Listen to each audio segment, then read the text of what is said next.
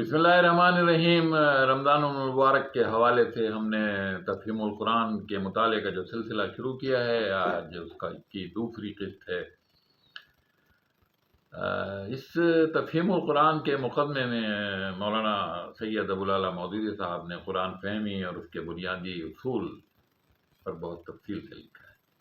یعنی اگر آپ قرآن سمجھنا چاہتے ہیں تو کچھ بنیادی اصول ہیں، ان پر آپ وہ لکھتے ہیں کہ عام کتابوں میں ایک موضوع متعین ہوتا ہے اور اس پر معلومات، خیالات اور تفاصیل کو ایک خاص تصنیفی ترتیب کے ساتھ مسلسل بیان کیا جاتا ہے۔ قرآن شریف میں ایسا نہیں ہے۔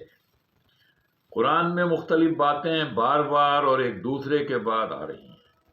اس میں اخلاقی ہدایات، احکام، اعتقادی مسائل، دعوت، نصیحت، تسلی، ملامت، عبرت، تخویف اور تاریخی قصے و آثار کائنات کی طرف اشارے بار بار اور کبھی آگے اور کبھی پیچھے آ رہے ہیں۔ ایک مضمون مختلف طریقوں سے بار بار دہرایا جا رہا ہے، ایک کے بعد دوسرا اور پھر تیسرا مضمون اچانک شروع ہو جاتا ہے، بیچ میں دوسرا مضمون بھی آ جاتا ہے۔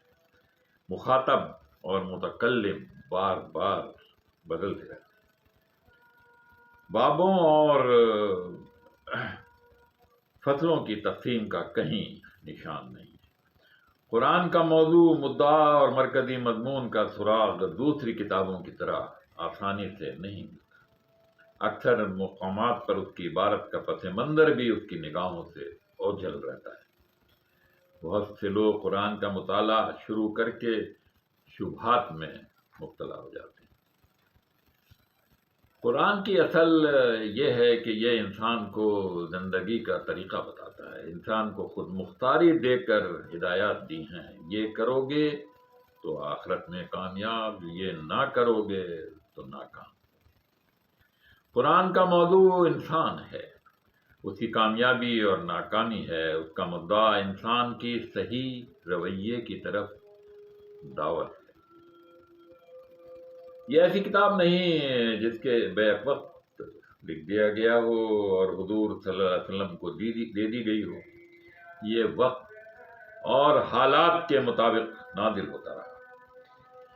پہلے مرحلے میں حضور کو تعلیم کہ وہ خود کو ایک عظیم کام کے لیے تیار ہے۔ ان غلط فہمیوں کا ازالہ جو اس وقت ماحول میں پائی جاتی تھی اس میں موجود ہے، اور صحیح رویے کی طرف دعوت۔ شروع میں یہ پیغامات چھوٹے چھوٹے مختصر بولوں پر مشتمل ہوتے ہیں، جن کی زبان بھی نہایت شیریں، پر اثر اور مخاطب قوم کے ذوق کے مطابق بہترین ادبی رنگ لیے ہوتی تھی۔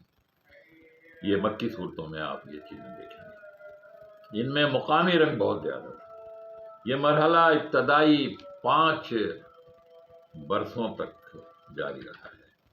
دوسرے مرحلے میں اسلام کی اس تحریک اور پرانی جاہلیت کے درمیان اور سخت کشمکش جو برپا ہوئی، اس کا سلسلہ 8-9 سال تک چلتا رہا۔ اس میں ایک طرف مسلمانوں کی ہمت بندھائی گئی اور دوسری طرف مخالفین کو ان کے انجام سے ڈرایا گیا۔ تاریخی واقعات سے عبرت دلائی گئی اور آخرت کے عذاب سے ڈرایا گیا۔ تیسرا مرحلہ ہجرت مدینہ کے بعد کا ہے۔ ایک باقاعدہ ریاست بن گئی تھی، پرانی جاہلیت کے علمبرداروں سے مسلح مقابلے ہوئے، یہود و نصارہ سے سابقہ پیش آیا۔ یہ 10 سال تک یہ سلسلہ جاری رہا اور مدنی صورتیں اسی پس منظر میں نازل ہوئیں۔ ظاہر ہے دعوت کی تکمیل کے بعد وہ ترتیب برقرار نہیں رکھی جا سکتی جو ارتقاء دعوت کے دوران تھی۔ اسی لیے نزولی ترتیب کو نہیں اپنایا گیا، بلکہ ایک مصحف اللہ تعالیٰ کے احکامات کی روشنی میں حضور کی زندگی ہی میں مکمل کر لیا گیا۔ یہ آج دوسرا پروگرام تھا، انشاءاللہ پھر ہوں گے حاضر آپ کی خدمت میں۔